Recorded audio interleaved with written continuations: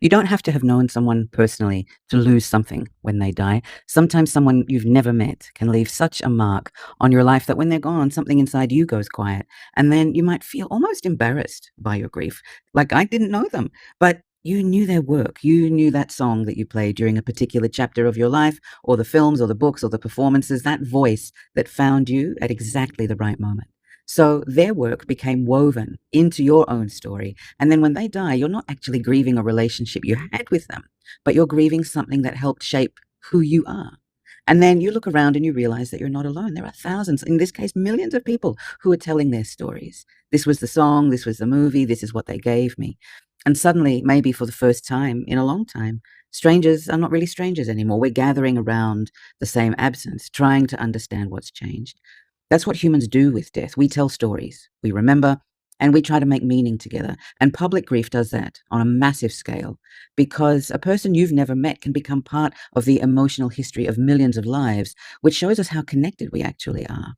And grief can make that invisible web suddenly really visible. And it can also reveal something about ourselves.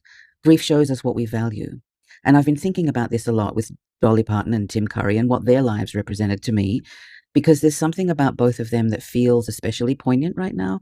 That permission to be outrageous and playful and flamboyant and camp and sexual and unnecessarily fabulous, to refuse the idea that growing older, becoming successful, or being taken seriously requires being smaller and more respectable and more contained.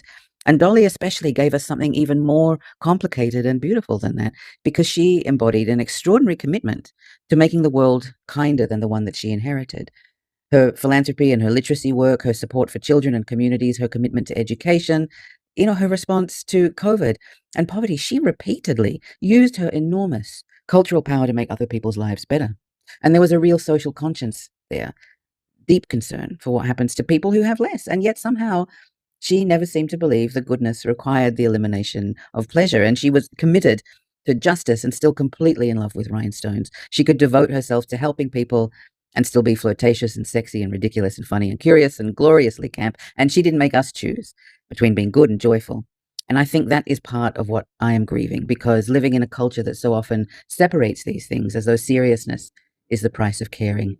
And Dolly showed us another possibility. Perhaps that's why this particular loss feels bigger than the loss of just an entertainer.